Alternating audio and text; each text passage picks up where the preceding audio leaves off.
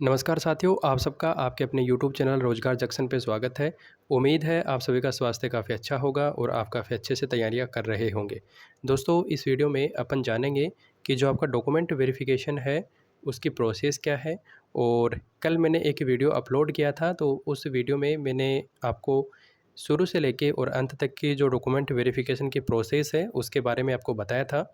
आज फिर से मैं उसी वीडियो पे बहुत सारे लोगों के कन्फ्यूज हैं और आज मैंने कुछ कैंडिडेट हैं जहां जोधपुर और चूरू मंडल में उन्होंने डॉक्यूमेंट वेरिफिकेशन करवाया, तो उनको कौन कौन सी दिक्कतों का सामना करना पड़ा, उन्हीं पे बेसिस ये वीडियो है।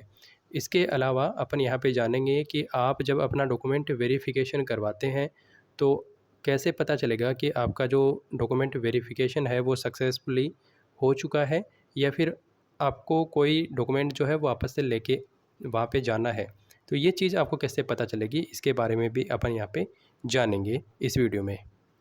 अगर आप चैनल पे नए हैं तो चैनल को सब्सक्राइब कर लीजिए और बेल के आइकन को ज़रूर प्रेस कर लीजिए और जो टेलीग्राम ग्रुप है उसमें भी जुड़ जाइए, क्योंकि यहाँ पे आपको चतुर्थ श्रेणी और अन्य भर्तियों से संबंधित महत्वपूर्ण अपडेट आपको सबसे पहले यहाँ पे मिलेंगी। दोस्तों, सबसे पहले तो मैं ईश्वर से कामना करूँगा कि आपका भी मेरी तरह प्रोबेशन पीरियड कंप्लीट हो जाए। आज मेरा जो केंद्र सरकार है उसमें 2 साल का प्रोबेशन पीरियड जो होता है वो कंप्लीट हो चुका है। तो मैं ईश्वर से कामना करूँगा कि आपको भी एक ऐसा आईडी कार्ड मिले जिस पे लिखा हो राजस्थान सरकार, और आप भी जो है आपका जो प्रोबेशन पीरियड है उसको एक दिन कंप्लीट ज़रूर करेंगे। ईश्वर से आपके लिए यही कामना है। तो चलिए दोस्तों, अपन प्रश्नों की ओर चलते हैं। तो पहले जो वीडियो है उस पे एक प्रश्न आया था कि ओबीसी सर्टिफिकेट 2023 का है और नया भी नहीं बन पाया है। तो इसके लिए फिर आपको शपथ पत्र बनवाना पड़ेगा। जब आपका डॉक्यूमेंट नहीं बन पाता है तो शपथ पत्र आपको बनाना है। और अगर आपका ओबीसी सर्टिफिकेट जैसे कि अभी नया बन गया है 2026 में, इससे पहले का चाहे आपका 2023 का हो, 22 का हो, लेकिन अगर अभी आपका नया बन गया है तो आपको दोनों सर्टिफिकेट लेके वहाँ पे जाने हैं। और अगर आपका बना नहीं है तो फिर आपको एक जो है स्टाम्प पेपर वहाँ पे लेके जाना पड़ेगा और उसमें ये मेंशन करना होगा कि मैंने जब फॉर्म भरा था तो उसमें जो सीरियल नंबर है, इस सीरियल नंबर का ओबीसी सर्टिफिकेट अटैच किया था और वो इस तारीख को बना था। और अभी डॉक्यूमेंट वेरिफिकेशन में मैं इसी कैटेगरी से बिलोंग करता हूँ और भविष्य में जैसे ही शपथ पत्र बन जाएगा तो मैं उसे बोर्ड के सामने प्रस्तुत करने का दावा करता हूँ। तो ये आपको इस तरीके से शपथ पत्र बनवाना पड़ेगा। जब आप कोई भी आपका स्टाम्प वेंडर है, क्योंकि उनका काम ही जो है शपथ पत्र बनाना होता है, तो वो आपको अच्छे से ये चीज़ें एक्सप्लेन कर देंगे। ठीक है, चलिए अगले प्रश्न की ओर चलते हैं। दोस्तों, अगला प्रश्न है, अगर आप कोई भी जैसे कि डॉक्यूमेंट है, आपको हर एक डॉक्यूमेंट को सेल्फ अटेस्टेड करना है। सेल्फ अटेस्टेड का मतलब हो गया कि जो भी आप डॉक्यूमेंट प्रस्तुत करेंगे वो डॉक्यूमेंट आपने ही प्रस्तुत किया है और वो आप मानते हैं कि वो डॉक्यूमेंट एकदम से सही है। अगर कोई भी डॉक्यूमेंट ऐसे रह जाता है कि जो कि सेल्फ अटेस्टेड नहीं है, तो वो आपकी कोई भी उस पर मतलब आपकी कोई भी क्रेडिबिलिटी उस पर नहीं होगी। वो जो वहाँ पे डॉक्यूमेंट वेरिफिकेशन कर रहे हैं वो लोग उस चीज़ के लिए रिस्पॉन्सिबल होंगे कि आपने बिना अटेस्टेड ये पेज कैसे ले लिया या फिर ये डॉक्यूमेंट कैसे ले लिया। तो इसमें आपको घबराने की कोई भी आवश्यकता नहीं है। वैसे आप कर देंगे तो अच्छी बात है, वरना फिर क्या होगा कि जैसे अगर कुछ डॉक्यूमेंट होता है और उन्होंने ध्यान दे लिया उस चीज़ पे, तो फिर आपको वापस से कॉल करके वो लोग बुलाएंगे और वापस से उस पर अटेस्टेड करवाएंगे।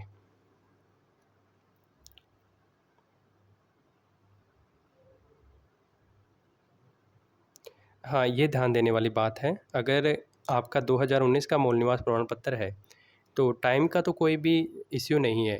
आपका चाहे मूल निवास प्रमाण पत्र पुराना हो, चलता है। हमें सिर्फ जो जाति प्रमाण पत्र होता है वही नया बनवाना पड़ता है।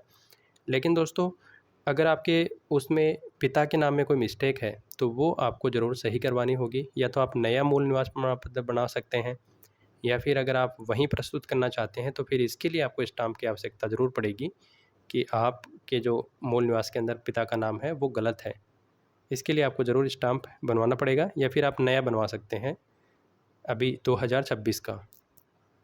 और वैसे 3-4 दिन में बन के आ जाता है। ये तो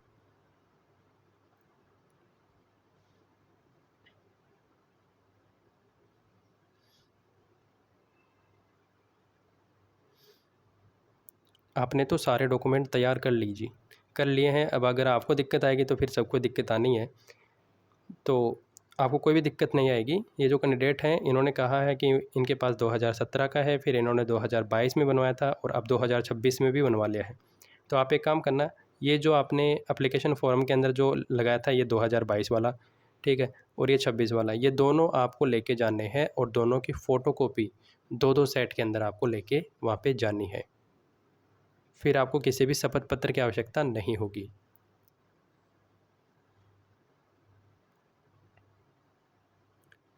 नेम जब पूरा परफॉर्मा हिंदी के अंदर है तो हिंदी में ही लिखना अच्छा रहेगा। वैसे ज़्यादातर जो डिपार्टमेंट होते हैं वो इंग्लिश में नेम को लिखवाते हैं, पर यहाँ पे ये हिंदी में ही पूरा परफॉर्मा दे रहे हैं तो हिंदी ही बेहतर रहेगा। और इसमें कोई भी इश्यू नहीं होता है कि आपने हिंदी में लिखा है या इंग्लिश में लिखा है, कोई इश्यू नहीं होता।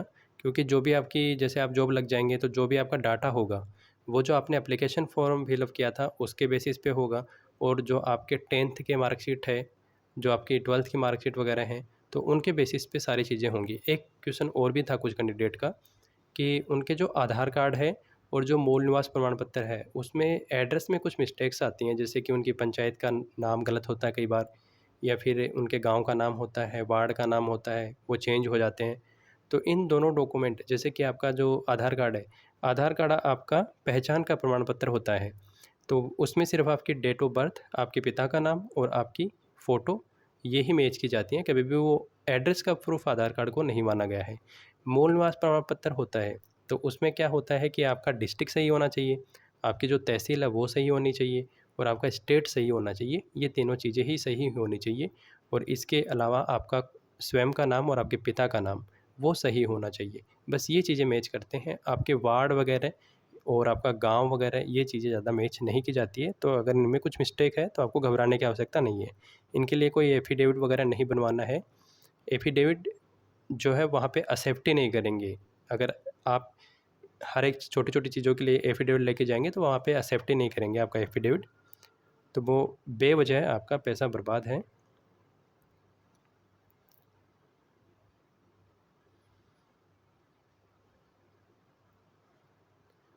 एलडीसीपी कैटेगरी की में अगर 28 नंबर हैं तो आप डीवी के लिए तो शॉर्टलिस्ट हुए हैं।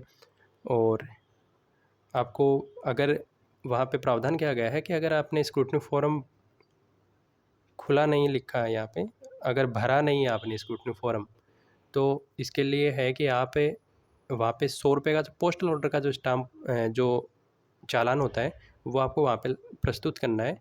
और अगर आपने स्क्रूटनी फॉर्म नहीं भरा है तो भी आप वहाँ पे डॉक्यूमेंट अपना वेरिफिकेशन करवा सकते हैं। वहाँ पे फिर आपका ऑफलाइन स्क्रूटनी फॉर्म जो होता है वो भरा जाता है।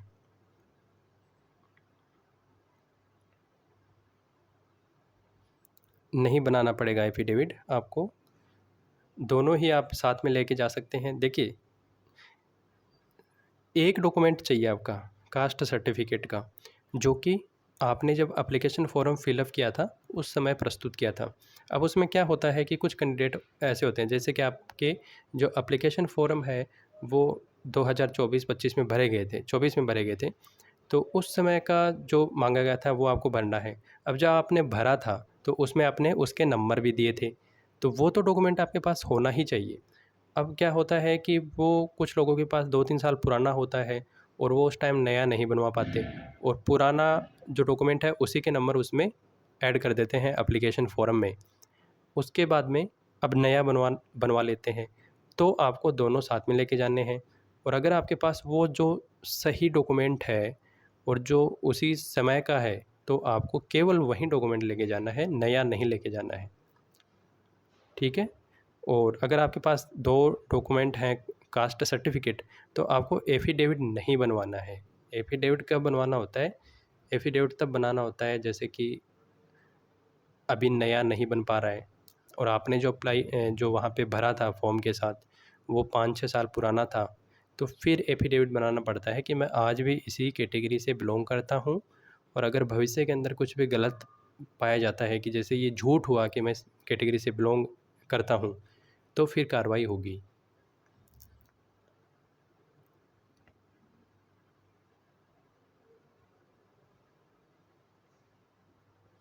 अब बताइए, एफ़िडेविट बहुत बड़ी चीज़ होती है, छोटी चीज़ नहीं होती है एफ़िडेविट।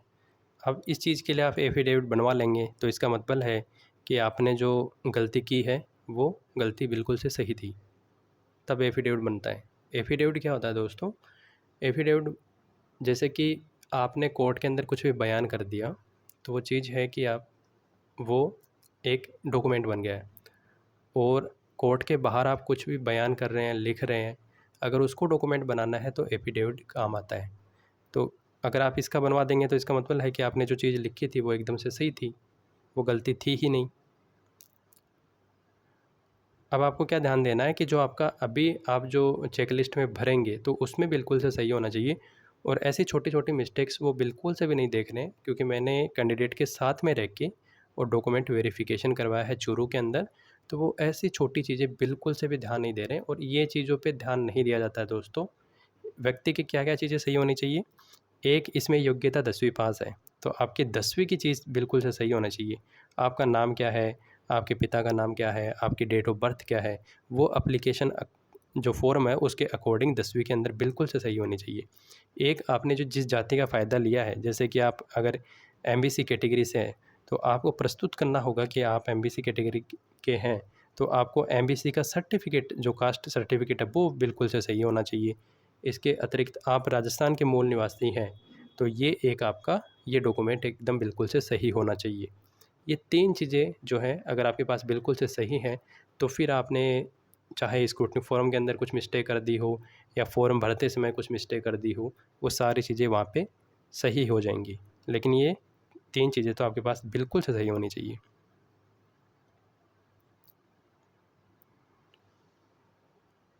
इसमें भी कोई बिल्कुल से कोई दिक्कत नहीं है। ये चीज़ें वहाँ पे कोई देख भी नहीं रहा है कि आपने क्या भरा था, क्या नहीं भरा था। ये चीज़ें आपसे उस टाइम माँगी गई थी, जब आपकी जॉब लग जाएगी तो वापस से ये चीज़ें माँगी जाएँगी, ठीक है? तो इन चीज़ों के लिए आपको बिल्कुल से भी नहीं घबराना है। ये चीज़ें अब चेक नहीं हो रही हैं, आपका स्क्रूटनी फ़ॉर्म है वो बिल्कुल से भी चेक नहीं हो रहा अभी। आपका स्क्रूटनी फॉर्म सिर्फ जमा किया जा रहा है। जब आप अपना एप्लीकेशन वहाँ पे देंगे, तो एप्लीकेशन फ़ॉर्म में वो ऑनलाइन पोर्टल पे आपका एप्लीकेशन फ़ॉर्म खोलेंगे, उसमें वो मिलाएँगे कि जो आपने हार्ड कॉपी दी है, उसमें जो आपने नाम, एप्लीकेशन नंबर, जो आपके पिता का नाम है, माता का नाम है, ये सारी चीज़ें सही हैं, बस ये चेक करेंगे वो, और कुछ भी चेक नहीं कर रहे हैं। फिर आगे प्रोसेस होता है, उसमें आपके डॉक्यूमेंट देखे जाते हैं, जो आपके ओरिजिनल डॉक्यूमेंट है, जैसे कि 10th का मार्कशीट, कास्ट सर्टिफिकेट, आपका जो मूल निवास प्रमाण पत्र है, ये सब आपकी जो हार्ड कॉपी हैं, इनको सही से वहाँ पे देखा जाता है कि हाँ, बिल्कुल सही है। तो फिर आपका डॉक्यूमेंट वेरिफिकेशन एकदम से डन है। हाँ, इस चीज़ पे ध्यान देने की बिल्कुल से भी ज़रूरत है, क्योंकि जब आप अभी आपको 12th पास दिखा रहे हैं, तो फिर क्या होगा कि जैसे डॉक्यूमेंट वेरिफिकेशन आपका कंप्लीट हो जाएगा, तो उसके बाद में आपको कुछ डिपार्टमेंट अलॉट किए जाएँगे। नॉर्मली ऐसा होता है, पहली परमानेंट भर्ती है ये 4th ग्रेड की। नॉर्मली क्या होता है, ऐसे होता है कि आपसे चॉइस फ़िल अप की जाती है, पर अगर ऐसा ना हुआ कि आपसे चॉइस फ़िल अप की ही नहीं गई, तो फिर क्या होगा? तो फिर आपकी क्वालिफ़िकेशन के अकॉर्डिंग आपको डिपार्टमेंट अलॉट किए जाएँगे, तो वहाँ पे आपको प्रॉब्लम हो सकती है।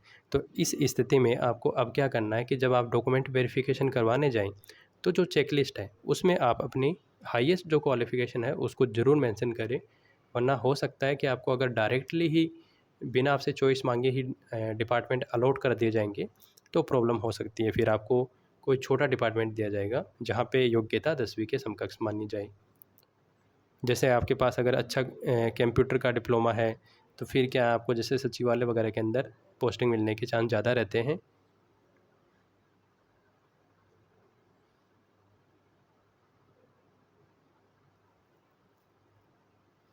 ये अब तो देखो ये मिस्टेक बन गई है, अब तो पीजी की डिग्री में इतना कुछ मायने नहीं रखता है, 10th के मार्कशीट में सही होना चाहिए। और हिंदी में सरनेम अगर गलत है तो कोई बात नहीं है, ये कोई इश्यू नहीं है। लेकिन मान लीजिए भविष्य के अंदर कोई आप ऐसी भर्ती देख रहे हैं जिसमें पीजी ही क्वालिफ़िकेशन हो, तो वहाँ पे मिस्टेक हो जाएगी। फिर आपके जो भी आईडी कार्ड वगैरह बनेंगे, आपका उस भर्ती में सिलेक्शन हो जाएगा, तो आईडी कार्ड वगैरह बनेंगे तो उन सब में वही नाम आएगा जो आपके पीजी की मार्कशीट के अंदर है।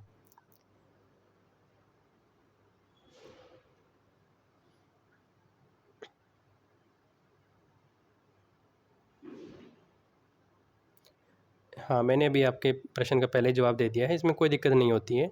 अगर मूल निवास में सिर्फ़ इतना देखा जाएगा कि आप राजस्थान के निवासी हैं कि नहीं, यही देखा जाएगा। उसके अलावा देखा जाएगा कि आप किस ज़िले से हैं। अगर आपने नॉन टीएसपी से भरा है, तो ये भी नहीं देखा जाएगा आप किस ज़िले से हैं। अगर आपने टीएसपी से भरा है, तो आपका ज़िला देखा जाएगा कि आप किस ज़िले से हैं। और आधार कार्ड आपकी पहचान का प्रूफ़ है, आपके एड्रेस का प्रूफ़ आधार कार्ड नहीं है। तो वो अगर इस चीज़ पे ऑब्जेक्शन भी करें, तो आप बोल सकते हैं ये चीज़ें तो, कि आधार कार्ड सिर्फ़ पहचान का प्रूफ़ होता है सर, तो आप इसको एड्रेस का प्रूफ़ कैसे बता रहे हैं? इसमें मिस्टेक हो गई, आप इसको सही करवा सकते हैं, ऐसे बोल सकते हैं वहाँ पे। पर ऐसी वो चीज़ें बोलेंगे नहीं, क्योंकि उनको सारे दिशा निर्देश पहले से वहाँ पे हैं।